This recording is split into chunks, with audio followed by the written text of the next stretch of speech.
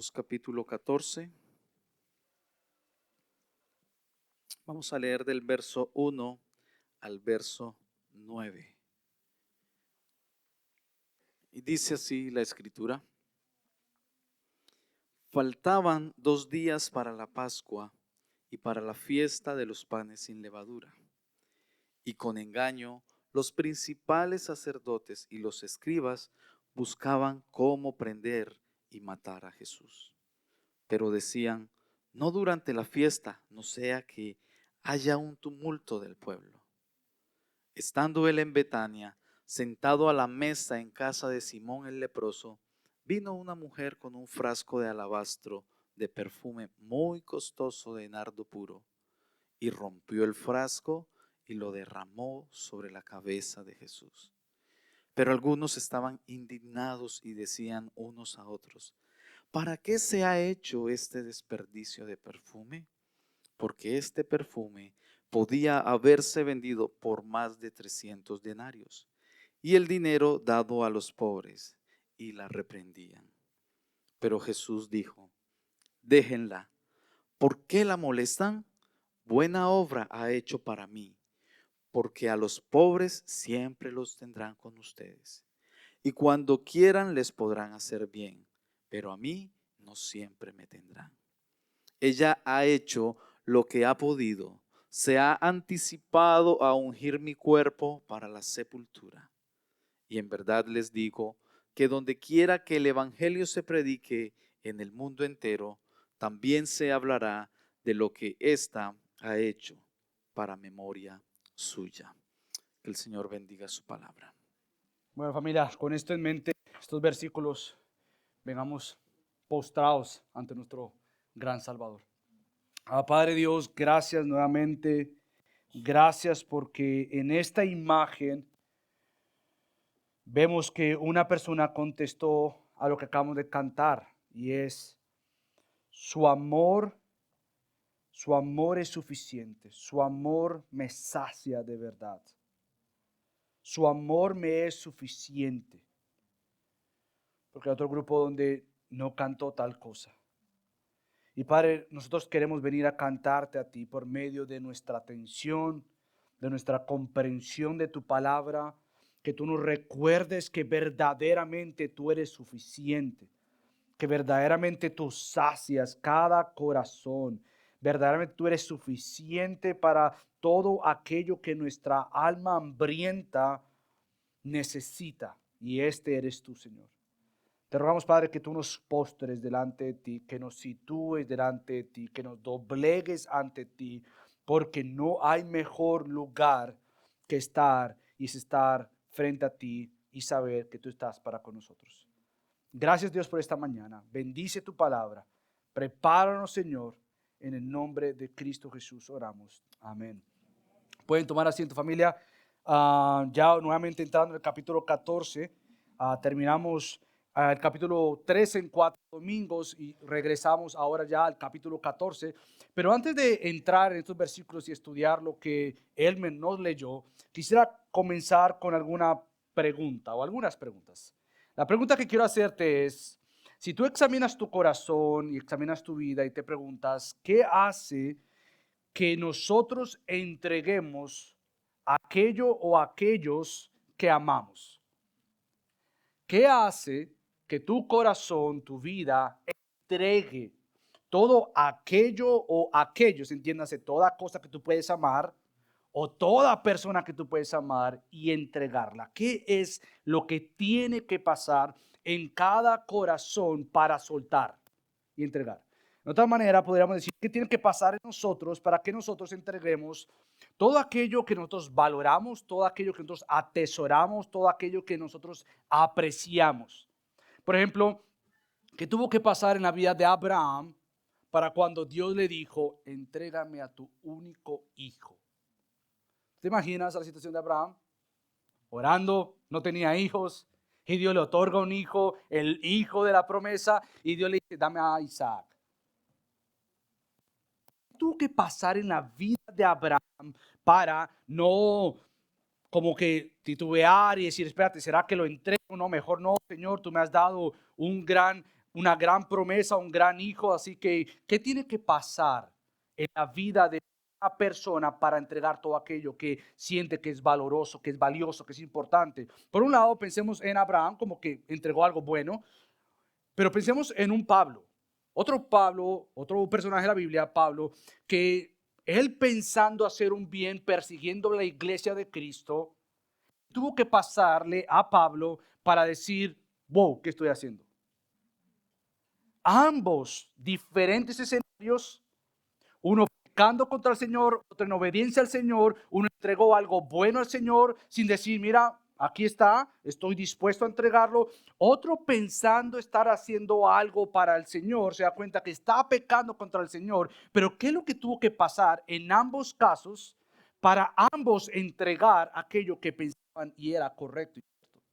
Bueno, con todo esto lo que voy y vamos a ver en esta mujer es que para yo entregar algo valioso, que yo aprecio, que yo amo, entiéndase, no simplemente algo bueno, porque aún nuestro propio pecado que no queremos entregar se debe a que nosotros eso lo amamos, lo atesoramos, nos gusta, nos da cierta idea de satisfacción, cualquier cosa que sea, o de cierto control. Yo no entrego esto, sea algo bueno, como ¿cómo voy a entregar a mi familia? ¿Cómo si Dios me pide, me voy a llevar a tu esposa y yo, claro, Señor, aquí está? O voy a llevar a mis hijos, por supuesto que sí. ¿Qué hace que una persona diga, Señor, aquí está? Confío en ti. Bueno, para que algo así yo pueda entregarlo, algo más valioso, más precioso, más excelente, más hermoso, más supremo, tiene que aparecerse. Y esto es Cristo. Yo puedo soltar absolutamente todo, porque el hecho de que Cristo se haya revelado a mí, yo puedo lograr ver que lo más valioso, lo más hermoso, el tesoro supremo, no es lo que yo pueda tener, sea bueno y obviamente, o sea malo, sino es el hecho de que Cristo se ha mostrado a mí. El hecho de que yo pueda soltar todo se debe a que este Cristo perfecto, que no tiene comparación alguna, se haya revelado a ti y a mí. Precisamente es el mismo apóstol Pablo que dice lo siguiente en su carta a Filipo, a la iglesia en Filipo, y le dice lo siguiente en Filipenses 3:7. Pero todo lo que para mí era ganancia. Pablo consideraba ser un fariseo, ser de la tribu de Benjamín, haber sido estudiado en la ley, haber sido un hacedor de la ley. Pablo consideraba absolutamente todo esto, lo que era ganancia, lo he estimado como pérdida. Pero la clave está en lo que sigue, porque él no puede considerar eso como pérdida si no ha considerado lo valioso que obtuvo y tiene para llamar al otro pérdida. ¿Y qué es esto? Lo considero todo como pérdida por amor de Cristo. Ahí está la clave. Oh, cuando Cristo vino a mi vida, todo lo demás quedó en su lugar. Pérdida.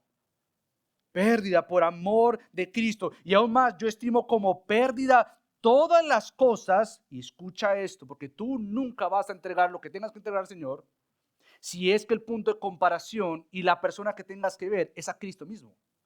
Porque si tú estás entregando o queriendo entregar, sea algo malo o entregando la confianza de tu vida, de tu familia, de tus hijos, de tu salud, cualquier cosa que tú quieras, Señor, aquí está, no va a ser posible hasta que tú veas que la persona a comparar y a ver es a Cristo. Por eso es que Pablo dice las cosas en vista de del incomparable valor de conocer a Cristo Jesús, mi Señor. Por Él lo he perdido todo y lo considero como basura a fin de ganar a Cristo y ser hallado en Él, no teniendo mi propia justicia derivada de la ley, sino lo que es por la fe en Cristo. La justicia que procede de Dios sobre la base de la fe y conocerlo a Él, el poder de su resurrección y la participación de sus padecimientos, llegando a ser como Él en su muerte, a fin de llegar a la resurrección de entre los muertos. Nuevamente, para tú poder entregar lo que vamos a ver que esta mujer entregó, tuvo que ser y fue que se vio frente a Cristo. Esta mujer entregó absolutamente porque ella entendió que frente a ella tenía el incomparable Cordero de Dios. No hay nadie como Cristo. Y vamos a ver nuevamente esta escena donde unos no querían entenderlo, querían matarlo. Sus discípulos estando con Cristo no lo entendieron, que Cristo era más valioso que aún ese perfume, pero esta mujer postrada ante Cristo reconoció que Cristo era lo mejor. Por tanto, yo quiero que veamos según esos textos, este texto, dos cosas. Vamos a ver un texto que es la celebración del ayer, y obviamente vamos a entrar un poco a la Pascua y vamos a entrar otra vez a los panes, a la fiesta de los panes sin levadura, porque hay que entender el contexto en preparación a lo que se viene. Y vamos a ver entonces la celebración del ayer para entonces ubicarnos en la celebración eterna. Es decir, estamos tratando de comparar un evento histórico y glorioso del Antiguo Testamento con el evento histórico y glorioso y eterno de la muerte de Cristo.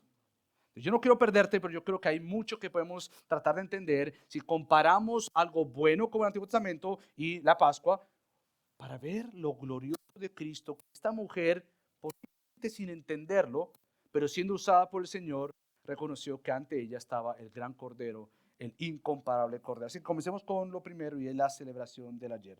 Nuevamente estamos en el capítulo 14 y estos son conocidos como las últimas horas de Cristo sobre la pasión de Cristo. Entiéndase, sobre el sufrimiento de Cristo. Estamos en Marcos ya entrando a esta última semana, estos últimos días, donde Cristo se está preparando ¿a qué? A morir. Entonces, estamos en estas últimas ya horas de la muerte de Cristo. Cristo está discipulando a sus discípulos y estamos entonces a la mira de lo que va a pasar con la muerte de Cristo. Pero ahora estamos en la preparación hacia la muerte de Cristo. Cristo dijo lo que tenía que decir. Destrucción de Jerusalén, destrucción del templo. Ahora el foco va a ser precisamente yo voy a dar mi vida. Y hacia allá vamos, pero mientras tanto hay una preparación que tiene que surgir, que tiene que pasar para el gran evento que vamos a ver más adelante. Entonces, el capítulo 14 comienza con una nota como de celebración y de tensión. Por un lado, vemos la celebración porque obviamente este evento que pasa con la mujer es en un contexto donde Jesucristo está preparándose y celebrando la Pascua y la fiesta de los panes sin levadura. Pero también es de tensión. ¿Por qué? Porque dentro de la tensión está lo que tú y yo ya hemos visto. ¿Y qué es esto? Nuevamente, aquellos líderes religiosos, nuevamente aquellos sacerdotes, aquellos fariseos, aquellos que están buscando a Cristo. ¿Para qué? Para matar a Cristo.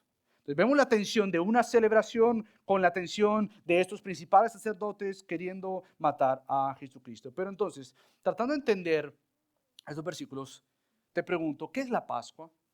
Porque cuando vemos el capítulo 14, faltaban 2 días para la Pascua. Marcos intencionalmente nos deja saber que previo a la pasión de Cristo o a la muerte de Cristo, el sufrimiento de Cristo, se hizo una celebración dentro de esos días y era la Pascua. Y son nuevamente los panes, la fiesta de los panes sin levadura. ¿Qué era la Pascua? Bueno, en inglés es el Passover.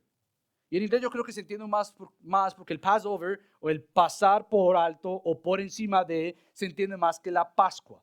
Bueno, precisamente la Pascua, el Passover en el Antiguo Testamento es el evento histórico de la redención de Dios o de la liberación de Dios para con el pueblo de Israel.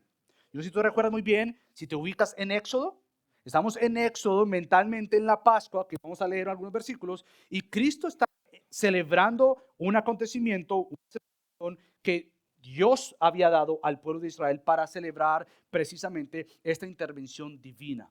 Esta intervención tan poderosa y tan majestuosa que precisamente en Éxodo encontramos que Yahweh, el Señor, no es digno de ser comparado con nadie. Cualquier Dios que se levante como los dioses de Faraón, cualquier Dios que se levante entre los dioses del país de Egipto, van a darse cuenta que Yahweh, el Señor, es el Señor. Y precisamente vemos en Éxodo cómo Dios liberta, cómo Dios libertó a su pueblo de la presión, de la esclavitud, pero también específicamente encontramos en Éxodo algo glorioso y es que Dios decidió pasar por encima o pass over sobre las puertas que estaban marcadas con la sangre de ¿quién? El Cordero. Ahora, si tú entiendes eso, tú ya te estás dando cuenta que nosotros celebramos un mejor Passover. Una mejor Pascua, por así decirlo. Y es que lo que hizo que Dios no se detuviera y derramara toda la santa ira suya sobre ti, es que tú has sido rociado con la sangre del perfecto Cordero. Entonces, ya en preparación a lo que este gran Cordero, por eso es que el título es El incomparable Cordero de Dios, celebrando una Pascua, no ustedes en la Pascua del Antiguo Testamento. Porque eso era tan solo una imagen de lo que vendría a ser Cristo, el verdadero Cordero. No te quedes asombrado de cómo pusieron la sangre entre las puertas, entre la parte de las puertas, para que el ángel del Señor viniera y pasara por encima de todo Israel, y por lo tanto ningún primogénito murió, pero todos los primogénitos del pueblo de Egipto murió. Entonces, obviamente nos quedamos viendo lo que pasó como este gran evento de la grandiosa intervención del Señor que libertó a Israel por la sangre de ese cordero, pero no pierdas de vista la gran obra del cordero inmolado que se derramó por ti y por mí, para que nosotros entonces estemos al favor de la gracia de Dios, bajo las alas del Omnipotente, refugiados ante Él. Nada tiene ninguna magnitud para ser comparado ante la grandeza de Dios. Entonces, con esto en mente, yo sí quiero ayudarte a entender precisamente lo que estamos celebrando esa noche, Cristo con sus discípulos, porque nuevamente, en preparación a este contexto de preparar el cordero, Cristo estaba siendo preparado como el cordero. Y lo que esta mujer hace, prepara el cordero que iba a ser inmolado sin ella saberlo. Dios utilizó a esta mujer para preparar a su cordero por excelencia, Cristo. Pero antes de esto hay una historia, hay un historial de esto. Vas a entender lo que Cristo va a hacer, ni vas a entender por qué dentro de la Pascua que Cristo está celebrando se prepara y da, aún más adelante vamos a ver, precisamente en la institución de la Santa Cena. Todo esto tiene un contexto. Yo creo que tú lo entiendas para que lo aprecies más. Entonces, con esto en mente, yo creo que vayas conmigo a Éxodo. Vamos a ver Éxodo porque nuevamente tú dirás, bueno, ¿y por qué ellos están celebrando la Pascua? ¿Por qué es que ellos están haciendo tal cosa? Bueno, precisamente había un mandato de parte de Yahweh, del Señor, para que celebraran esto que yo acabo de tratar de resumir, y es nuevamente la institución de la Pascua. En Éxodo 12, vamos a leer algunos versículos. Éxodo 12, del 5 al 7, y después yo voy a leer del 11 al 14, nuevamente por el tiempo, si quiero darte como una pequeña roca de donde agarrarte, para cuando veas la gran roca que es Cristo, estés bien ubicado ahí. Entonces, Éxodo 12, del 5 al 7, dice así: el cordero será un macho sin defecto, de un año. Lo apartarán de entre las ovejas o dentro de las cabras, y lo guardarán hasta el día 14 del mismo mes. Entonces, toda la asamblea de la congregación de Israel lo matará al anochecer. Ellos tomarán parte de la sangre y la pondrán en los dos postes y el dintel de las casas donde lo coman. Un sacrificio temporal al gran sacrificio y eterno de Cristo. Esto era una imagen de lo que se vendría, ¿verdad? Entonces ahí mismo en Éxodo 12, fíjate lo que dice el versículo 11 al 14. De esta manera lo comerán: ceñía su cintura, las sandalias en sus pies y el cayado en su mano. Lo comerán apresuradamente. Es la Pascua del Señor, porque esa noche pasaré por la tierra de Egipto y heriré a todo primogénito en la tierra de Egipto, tanto de hombre como de animal.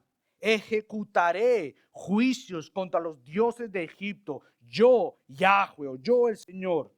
La sangre les será a ustedes por señal en las casas donde estén. Cuando yo vea la sangre, pasaré, Passover, ahí está, la Pascua.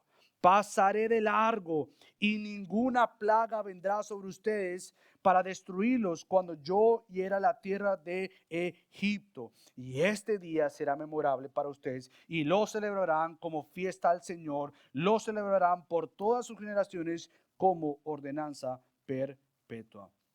Nuevamente, lo que Cristo está haciendo con sus discípulos esa misma noche es celebrando la Pascua, es celebrando el acto de redención de Dios del atrás. Pero no piensen que era un acto de celebración del atrás para quedarse así. Precisamente Cristo está celebrando algo que pasó, un hacer de Él para intervenir en su pueblo con miras a la gran intervención. Cristo está preparando el corazón de su pueblo, de su gente, de sus discípulos, porque precisamente días más tarde sería Él mismo el Cordero inmolado, aquel que traería verdadera redención, verdadero perdón. Él sería nuevamente aquel que esta fiesta apuntaba. Esta es la fiesta que apuntaba a la gran fiesta, De igual manera como Abraham entregó a su hijo y antes de él sacrificarlo, el ángel del Señor le dice, detente ahí. Esa es una imagen de lo que Yahweh, el Padre, haría con su propio hijo. Que nadie le dijo, detente ahí. Él, aquel que no escatimó, dice Pablo, a su propio hijo, sino lo entregó. Precisamente el cordero entregado, siendo un animal en la Pascua del Antiguo Testamento, no entendiendo lo que estaba haciendo, no entendiendo para qué es que iba a ser sacrificado. El cordero perfecto, el Hijo de Dios, siendo Dios, entendiendo lo que pasaría, voluntariamente sometiéndose a la voluntad de su Padre. ¿Por qué? Porque por medio de su muerte compraría lo que tú y yo tenemos por gracia y salvación. Y es perdón. Precisamente entonces Cristo celebra esto porque realmente lo que estamos celebrando en esta noche con Cristo, por así decirlo, es que esto era una imagen del glorioso evento que Cristo mismo pasaría y presentaría. Entonces, por un lado tenemos la Pascua, brevemente una breve explicación, pero por otro lado tenemos lo que el texto también nos dice y es la fiesta de los panes sin levadura. Esto es un evento que era de celebrarse inmediatamente después de la Pascua. Ellos tenían que celebrar, Cristo o Dios les da la razón en Éxodo 12, 17, cuando les dice que tienen que celebrar lo siguiente. Fíjate lo que dice el versículo 17 del capítulo 12 ahí mismo. Dice, versículo 17, guardarán también la fiesta de los panes sin levadura, porque en ese mismo día saqué yo a sus ejércitos de la tierra de Egipto. Por tanto, guardarán este día por todas sus generaciones como ordenanza perpetua. Nuevamente, lo que encontramos entonces en Marcos 14 es Cristo teniendo esta celebración de la Pascua y los panes sin levadura como una ordenanza y él mismo, nuevamente, cumpliendo la ley. Porque Cristo no vino a no cumplir la ley. Cristo vino a cumplir la ley. Por tanto, Cristo vino a cumplir la ley en toda y cada una de sus ordenanzas, pero Cristo vino nuevamente preparándose al sacrificio para Él mismo ser aquel presentado como el Cordero inmolado. Entonces, por un lado, dejamos esto acá para nuevamente regresar a la historia que Marco nos está contando. Entonces, una vez celebrada la Pascua, una vez celebrada la fiesta de los panes sin levaduras, con engaño volvemos a encontrar precisamente lo que ya hemos visto desde el principio. Es que habían aquellos religiosos que querían matar a Jesús. Esta era la búsqueda, la atención del Evangelio. La atención del Evangelio es, hay uno bueno, perfecto, santo, Cristo, y hay algunos malvados, entiéndase, la humanidad, y entiéndase, aquellos que quieren asesinar a Cristo, pero dentro de estos malvados hay aquellos que por gracia Dios ha dicho son míos. Y Cristo entonces desde el principio hemos visto que ha escogido a sus discípulos y está formando sus discípulos. Pero precisamente se viene este momento cuando aquellos que estaban buscando matar a Jesucristo lo iban a hacer, pero mientras tanto buscaban cómo prender y matar a Jesús. Pero había un gran problema. ¿Cuál es el gran problema? Las multitudes. Esta gente le temía más a las personas que a Dios. Le temían más a las personas que a Jesucristo. Porque el gran problema aquí es que según los historiadores y los teólogos, se esperaba que para la fiesta de la Pascua hubiese más o menos entre 50,000 a 200,000 personas. Entonces cuando ellos dicen acá, pero decían no durante la fiesta, no sea que haya un tumulto del pueblo. Es decir, no sea que nos vayan a apedrear o a insultar o a hacer algo peor. Mejor dejemos que pase esto porque precisamente le temían mucho más a las multitudes que al mismo Dios. Por lo tanto, esta gran celebración del Antiguo Testamento fue oscurecida por un deseo de estas personas precisamente de matar a Jesucristo. Esta gran celebración que era para los discípulos era una celebración para que tuvieran bien los ojos abiertos y habiendo escuchado de Cristo, como vamos a ver varias veces, este es el Cordero que hemos esperado. En vez de las multitudes ver a Cristo y decir, ha llegado Cristo, ha llegado el Mesías, las multitudes le seguían por lo que él hacía y no por quién era. Y algunas multitudes lo seguían para asesinarlo. Por tanto, olvidaron así que precisamente el cántico después de esta gran liberación de Éxodo es el cántico de Moisés. Yo no sé si tú sabes, pero en Éxodo 15 se relata un cántico, el cántico profético de Moisés. Moisés canta a Yahweh por lo que hizo y en preparación a esto, Moisés nos da una probada de lo que vendría a ser la redención misma de Cristo. Escucha esto porque yo quiero leértelo. Éxodo 15. Versículo 17 dice, tú los traerás y los plantarás en el monte de tu heredad, el lugar que has hecho para tu morada. Oh Señor, el santuario, oh Señor, que tus manos han establecido. No las manos del hombre. No es un tabernáculo, no es un santuario que precisamente Cristo ya había dicho va a ser demolido, va a ser destruido. Y como vimos hace 4 semanas atrás, comenzamos a ver, no era un santuario físico, era el templo de Cristo. Y Moisés lo que da es una pincelada de lo que se vendría, la morada verdadera, Dios con nosotros. Cristo se tabernaculizó, por decirlo así, vino y habitó con nosotros. Emmanuel, usted, Cristo, traerá y hará todo esto. Entonces, esto es lo que ellos estaban a punto de ver de la boca de Cristo más adelante. Mientras tanto, ellos no entendían precisamente lo que estaba pasando, y es que esto que vieron como la Pascua del atrás era una celebración para siempre.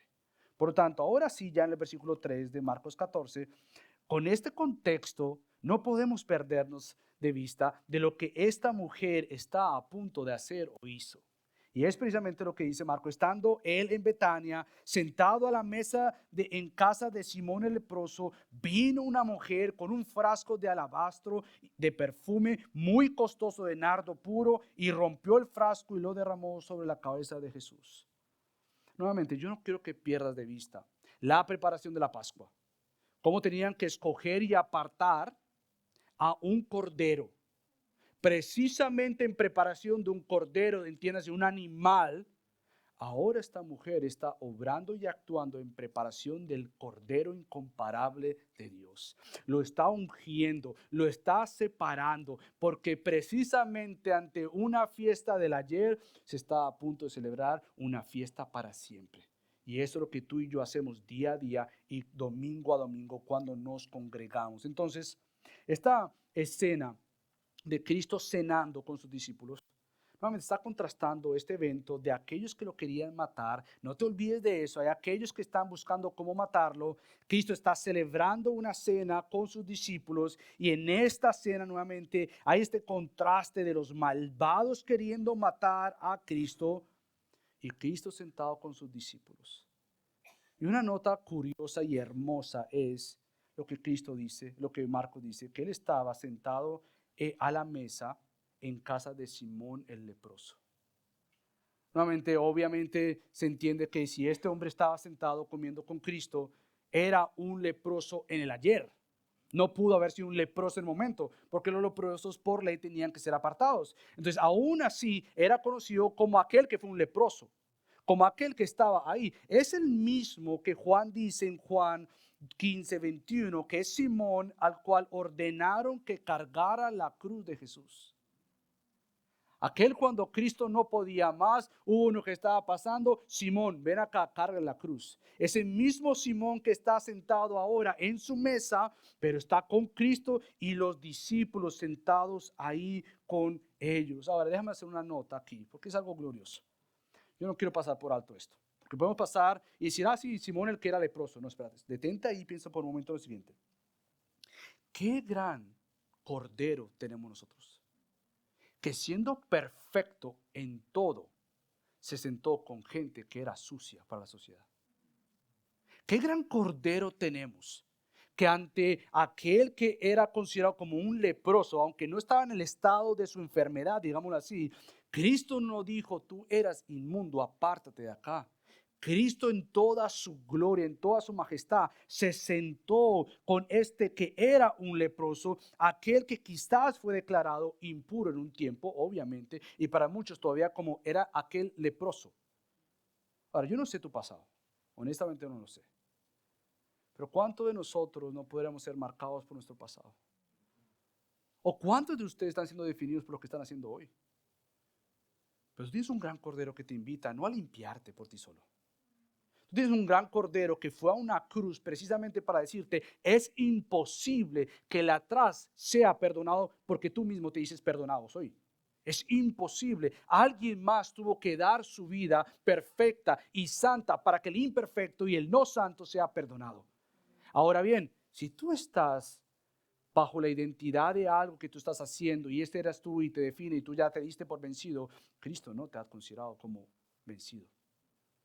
Es decir, tú tienes la oportunidad de poder escuchar de un Cristo santo y perfecto y decirte, yo te perdono, yo quiero cambiarte.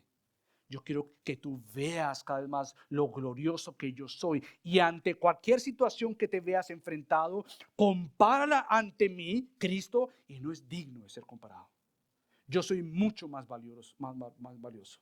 Sos mucho más perfecto, mucho más bueno. Qué gran Salvador entonces tenemos. Él siendo perfecto, santo, Dios mismo vino y buscó lo que para muchos eran enfermos y descalificados, separados, casos perdidos. Pero para Él eran y son discípulos rescatados, amados, perdonados, y Él los considera una familia. ¿Puedes creer que un evento tan importante para Israel como la Pascua, en una mesa sentados celebrando y conmemorando lo que Dios Yahweh hizo, Cristo haya escogido la última cena, por así decirlo, de la Pascua, con uno que era un leproso o que fue un leproso? Ese es el Mesías que tenemos nosotros. No un Mesías distante que se separa, un Mesías cercano, porque Él ya había dicho, yo vengo por los enfermos. Yo vengo a buscar a todos aquellos que no andan correctamente, entiéndase, aquellos que son pecadores, pero aquellos que necesitan del Cordero inmolado perfecto. Este es el Salvador que nosotros tenemos por gracia. Por lo tanto, sí, obviamente el contraste es tan claro entre aquellos que querían matar a Jesús, pero aquella mujer que amando a Jesús lo dio absolutamente todo. Por un momento salgamos de esta escena y ubiquémonos dentro de la escena, pero ya dejando a Simón por un lado. Y fíjate cómo el texto dice, vino una mujer con un frasco de alabastro de perfume muy costoso de nardo puro y rompió el frasco y lo derramó sobre la cabeza de Jesús. Cuando esta mujer rompió el frasco, no es que ella lo rompió completamente. Ella lo que hizo es romper el sello de este frasco.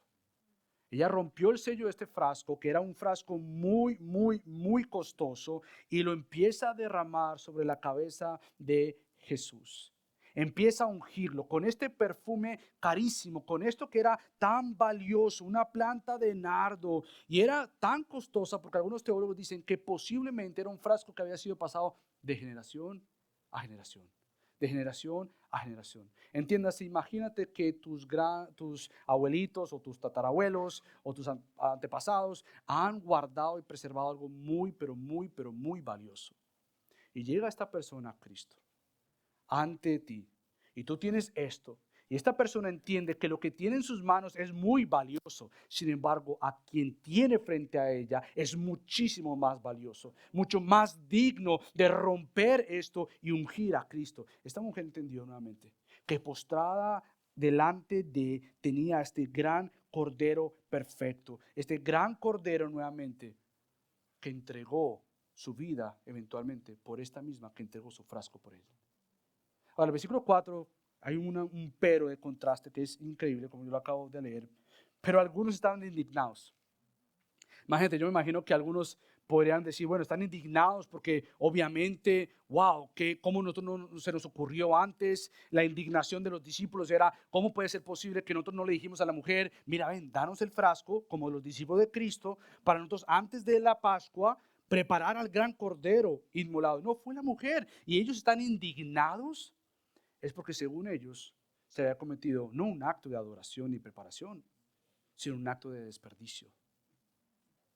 No fue un acto de adoración la cual ellos los lleva de sorpresa y decir, mujer, qué increíble que tú estás preparando al Mesías, qué increíble que tú estás preparando al Cordero. No, precisamente estos discípulos como tú y como yo no comprendían lo que Cristo ya les había dicho.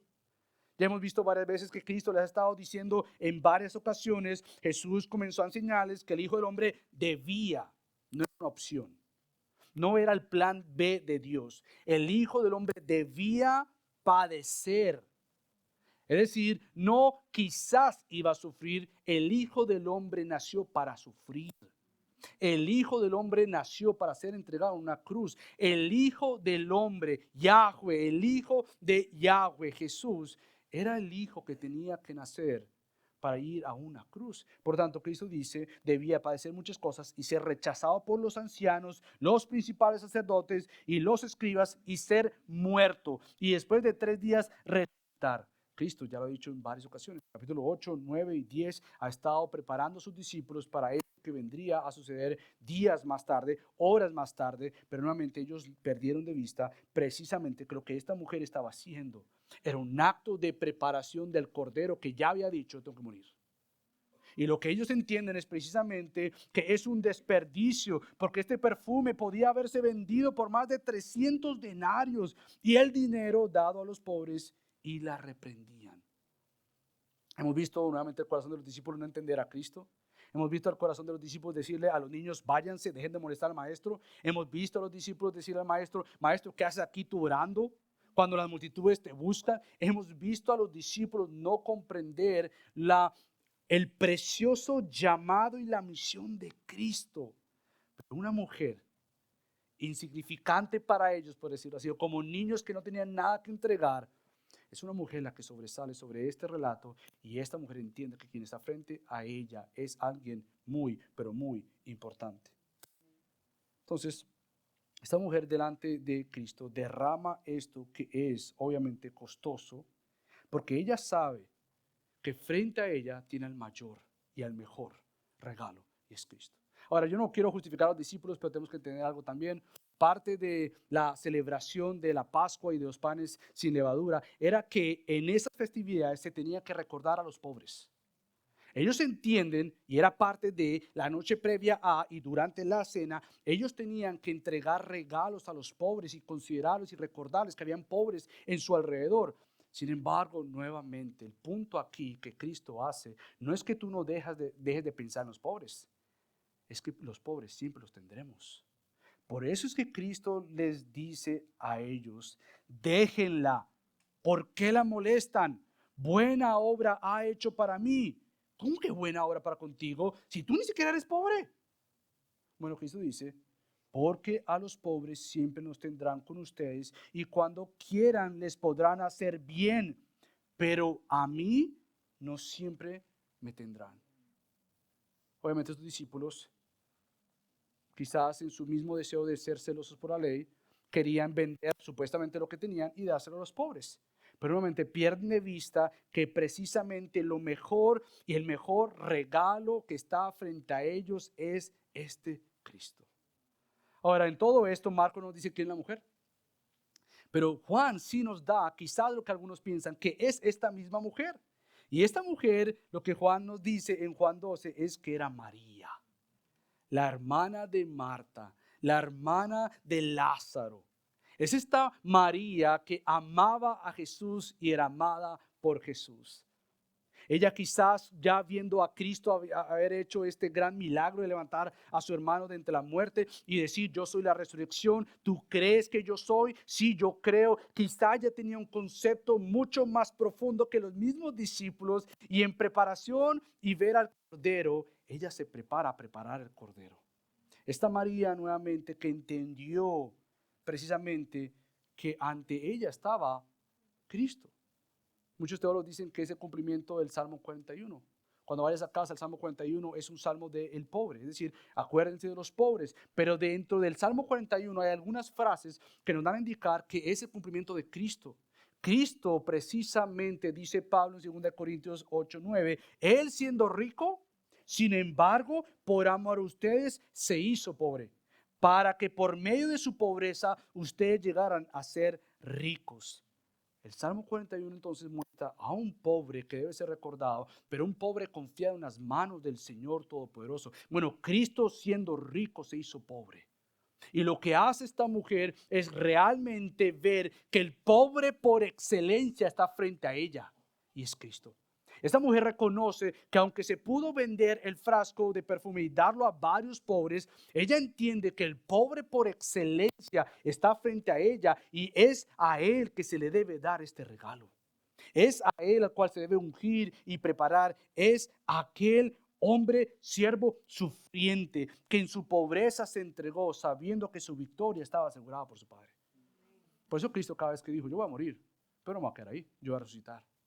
Por eso uno de los teólogos, William Lane, dice, la mujer, a diferencia de los invitados a la cena, percibió que Jesús es el pobre por excelencia y su gesto puede interpretarse como un acto de bondad hacia los pobres. Por eso es el celo de Cristo para defender a esta mujer. Cristo no se queda callado. Cristo entiende y aclara a sus discípulos, déjenla tranquila. Porque lo que ella está haciendo es haciendo una buena obra para conmigo. Ella está haciendo algo bueno para conmigo. ¿En qué sentido? Bueno, precisamente ella ha reconocido que yo soy digno de adoración y no simplemente digno de adoración, pero que yo soy el cordero que voy a ser inmolado y por lo tanto tengo que ser preparado para aquel sacrificio, aquella cruz. ¿Sabes por qué es tan importante? Porque la muerte que Cristo iba a pasar era una muerte de un criminal. Y a los criminales no se les daba el tiempo para ser preparados para la muerte. A los criminales se les mataba como fue matado, como fue asesinado Cristo, en una cruz. Por tanto, el cordero inmolado que iba a sufrir una muerte de criminal fue preparado de antemano, ungido para ser entregado en una cruz. Este es el gran cordero el cual nosotros servimos. Por lo tanto, yo quiero que a la luz de esta mujer comencemos a terminar para aplicar esta prédica. Yo quiero ahora sí que vayas conmigo a Juan. Ve conmigo a Juan capítulo 12, porque quizás Marco nos da una idea, quizás no distante, pero tú te imaginas una mujer simplemente que rompió un frasco de perfume y se lo echó en la cabeza. Yo no quiero que tú veas una mujer como distante en ese sentido, como que aquí está, te voy a regalar el perfume. No, yo quiero que tú y yo veamos a una mujer postrada ante el cordero que iba a ser inmolado e incomparable y en adoración se rinde ante él para que entonces nosotros pensemos cómo vamos a vivir vidas en adoración y en gratitud para aquel que fue entregado por nosotros. Fíjate lo que dice Juan capítulo 12, versículos del 1 al 2. Entonces Jesús, 6 días antes de la Pascua, vino a Betania, donde estaba Lázaro, al que Jesús había resucitado entre los muertos, y le hicieron una cena allí. Y Marta servía, pero Lázaro era uno de los que estaba a la mesa con él. Entonces María, tomando unos 300 gramos de perfume de nardo puro, que costaba mucho, ungió los pies de Jesús y se los secó con los cabellos. Y la casa se llenó con la fragancia del perfume. Nuevamente, vemos a la mujer que no simplemente entrega algo valioso, pero como de alguna manera indiferente a esto. Ella entrega algo valioso, se postra ante el gran valioso y lo que hace es secarle los pies de Cristo con sus propios cabellos. Nuevamente, esta mujer se entregó ante Cristo en una devoción pura. Era una actitud de reconocimiento que Cristo nuevamente es el Cordero esperado. Ella se entregó ante Cristo sabiendo, yo entrego todo lo que tenga que entregar ante mi Cristo. No hay nada que yo quiera dar con una mano, pero no soltar con otra. Esa no es la vida cristiana. Tú no entregas aquellas áreas de tu vida que son fáciles. Aquí está Jesús. Y las difíciles, complicadas o valiosas, no, esas yo me las reservo. El cristiano no se entrega a medias porque Cristo no se entregó a medias. Cristo se entregó completamente en devoción a su Padre para comprar a su iglesia. Por lo tanto, esta mujer en devoción, adoración y humildad se entrega ante aquel Jesucristo. Entonces, la pregunta que nos hacemos es, ¿cómo se hace esto? Honestamente, ¿cómo vamos a hacer esto?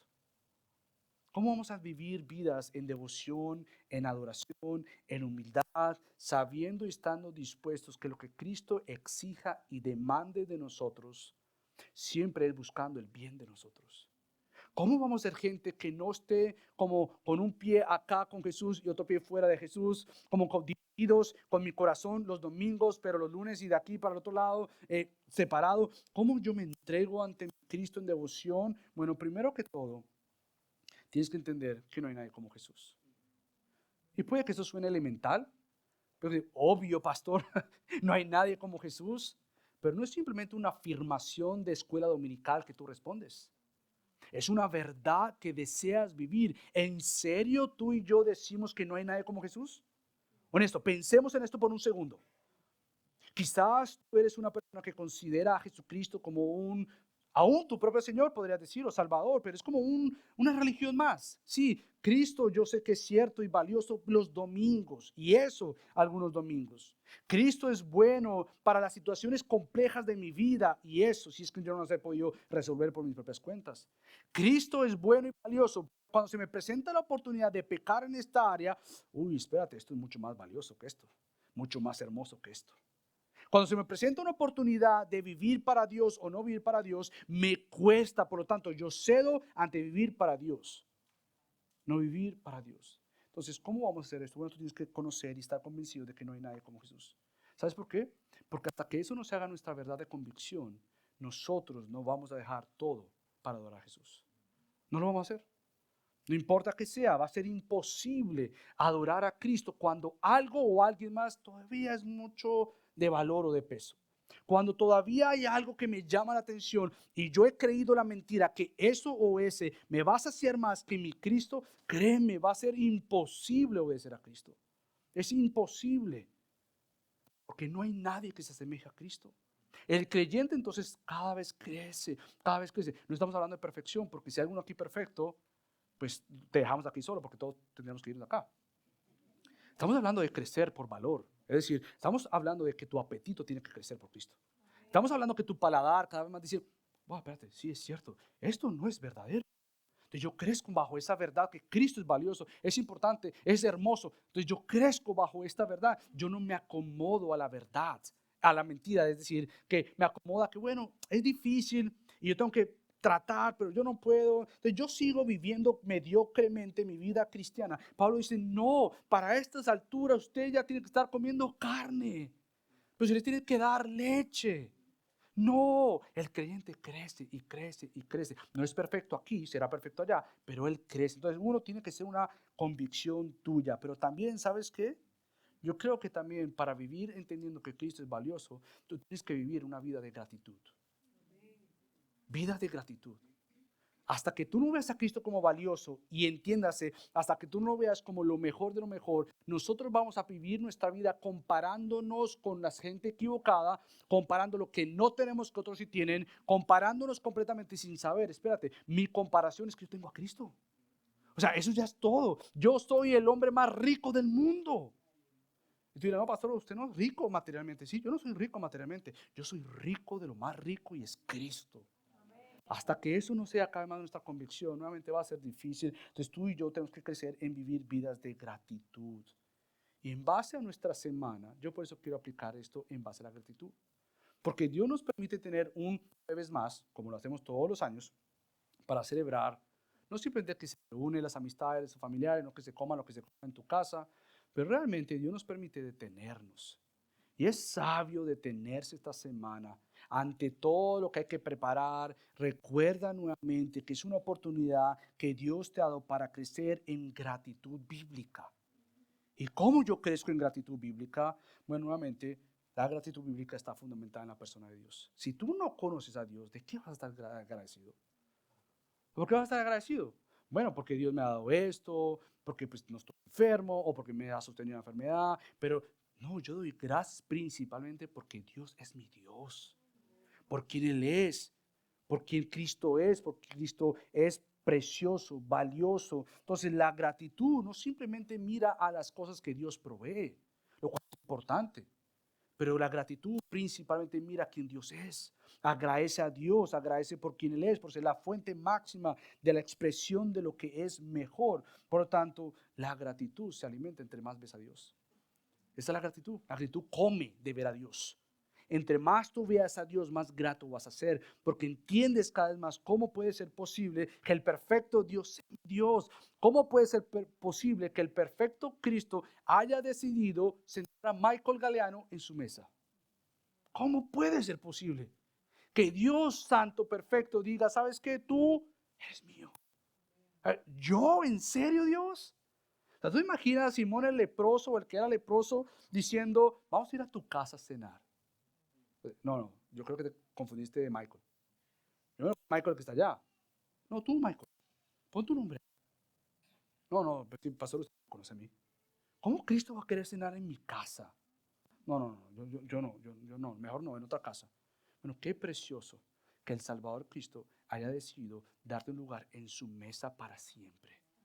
En su mesa para siempre. Vivir en gratitud es ver cada vez más a Dios y verle a Él como Él es, pero también nuevamente, entre más lleno estés de ingratitud, menos vas a ser una persona grata o agradecida, llena de gratitud. Entonces, esta semana yo te quiero exhortar. Yo no sé si tú lo has hecho, pero ¿qué si esta semana tú te tomas un tiempo intencional? No el día en que estés haciendo la comida, porque no va a ser intencional. Tómate un tiempo en serio para poder escribir por qué yo agradezco a Dios por Dios. Por qué yo agradezco a Dios por lo que Él ha hecho. Pero pon un tiempo intencional para escribir cosas que muestren, que expresen el por qué tú estás agradecido por Dios y por lo que Él ha hecho. Son palabras que realmente tomen el tiempo y va a tomar el tiempo ser intencional. Pero entre más tú tomas el tiempo para ser intencional, más te vas a dar que realmente Dios es bueno. Que realmente hay múltiples razones por las cuales estar agradecido. Entonces, no simplemente escribirlas, pero créeme, en estos días van a venir muchas oportunidades por las cuales tú vas a querer murmurar, vas a querer quejarte, vas a querer pensar en otros, en lo que tienen y crecer en envidia. Pero nuevamente, ¿qué si tú te tomas también esta semana? No simplemente para dar gracias a Dios por quien Él es y por lo que Él hace, pero intencionalmente pones y escribes, ¿por quién yo doy gracias? ¿Por quién?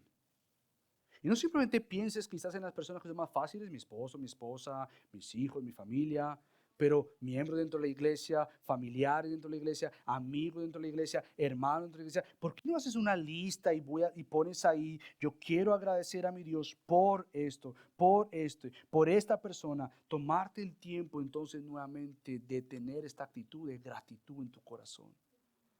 También algo quiero sugerir y algo que hagamos cada vez más es que si tú pones una alarma en los teléfonos que ahora tenemos, para un día a la semana, tú decir, yo quiero ser una persona que crezca en gratitud. Yo voy a comenzar con mi esposa. Yo voy a poner una alarma en mi teléfono para que los días tales me recuerde a mi alma qué palabras de gratitud voy a expresarle a mi esposa y pon a tu esposo, a mis hijos. ¿Qué palabras voy a dar esta semana conscientemente a las personas cuales yo sirvo? ¿Qué voy a dar gracias a mi Dios? Crecer en gratitud es precisamente un ejercicio. No pienses que va a venir fácil. ¿Sabes qué viene fácil, natural? La ingratitud, la murmuración, la queja, la ira, el tener este deseo falso de un derecho que yo merezco, que yo quiero, matar ese orgullo de yo quiero, yo me merezco. ¿Sabes qué requiere? Comer humildad. Y comer humildad viene acompañada con comer agradecimiento. Y comer humildad con agradecimiento viene acompañado de pensar en Dios y en los demás y hacer lo imposible pero posible, y es olvidarte de ti. Olvidarte de ti. ¿En qué sentido? Yo no voy a pensar en mí, no. Olvidarte en que tú eres la persona que tiene que estar en el centro de todo. No, Dios, tú eres el centro de todo. Yo me postro ante ti para tener un corazón lleno de gratitud, porque precisamente yo no quiero pensar que yo merezco algo mejor o que me den esto y lo otro. Yo quiero ser una persona que entiende que ya se me dio mejor. Y esto es Cristo. Si tú te ves desde esa perspectiva, tú tienes todo, absolutamente todo. Ahora bien, hay cosas que deseamos y no tenemos, por supuesto que sí, pero cuando tú te comparas lo que ya tienes a la luz de la gracia de Cristo, mira, todo lo demás va a estar en su lugar. Por lo tanto, la gratitud es crecer en humildad y la ingratitud es crecer en el orgullo. Cada vez entre yo más crezco en pensar, en agradecer, voy a darme cuenta de lo que el pastor John Beeson dice: quejarse es el camino de la carne, el camino del miedo, el camino de nuestra naturaleza pecaminosa, el camino de las tinieblas. La gratitud, mientras tanto, es el camino del Espíritu, el camino de la confianza, el camino de nuestra nueva esperanza, el camino de la luz. Por lo tanto, ¿cómo terminar esta semana y comenzar la semana? No esperar hasta el otro año con vidas llenas de gratitud. Bueno, otro pastor, Dustin Crowe, dice: dar gracias nos da una perspectiva amplia. Si bien es fácil concentrarse en las fallas, los fracasos y las frustraciones, lo que conduce al desánimo, al elegir dar gracias, abrimos los ojos para ver cómo Dios está obrando en y entre tu iglesia. Prioriza la gratitud por lo que Dios está haciendo en lugar de quejarte de lo que no está haciendo. No se trata simplemente de ser optimista o aprovechar el pensamiento positivo. Es descansar y regocijarse en las bendiciones de Dios que podríamos estar pasando por alto. La queja te ciega de lo que Dios está haciendo. Entonces, esta semana tú tienes una gran oportunidad que Dios te ha dado para ser como esta mujer. Nosotros creyentes postrados ante Cristo diciendo: mira, yo lo tengo todo lo mejor. ¿Qué mejor que vivir vidas agradecidas? Toma un tiempo, escríbelos y cuando te reúnas ese jueves, ¿qué si tú tomas el liderazgo o la primera oportunidad de decir, yo quiero compartir porque yo estoy agradecido? Y tú puedes dar gracias. Y que Dios te recuerde que tú puedes dar gracias. ¿Sabes por qué? Porque ya tienes al Cordero inmolado, incomparable, que fue dado por ti. Y ante eso no hay comparación. Acompáñame a orar. Padre Dios, te damos tantas gracias por mostrarnos y recordarnos que ya lo tenemos todo en Cristo. Realmente estamos completos. Realmente estamos enteritos, aunque nuestro cuerpo diga lo contrario. Estamos completos, aunque quizá nuestro estado civil diga lo contrario y nos recuerde el mundo que estamos incompletos. Es mentira. Ya estamos completos en Cristo. Padre, gracias. Porque los fracasos, nuestro pasado, no determina quiénes somos. Pero cuando hemos pedido perdón y nos hemos arrepentido, tú defines quiénes somos. Por eso damos gracias, porque nuestra identidad está sujeta a quien Cristo es. Gracias, Dios. Que esta semana podamos crecer en gratitud, en adoración, sabiendo que en Cristo estamos completos. Ayúdanos, Dios, danos una probada de qué significa vivir vidas de gratitud. Queremos hacerlo porque es una manera de adorarte a ti, como lo hizo esta mujer. Gracias te damos en el nombre de Cristo Jesús. Amén.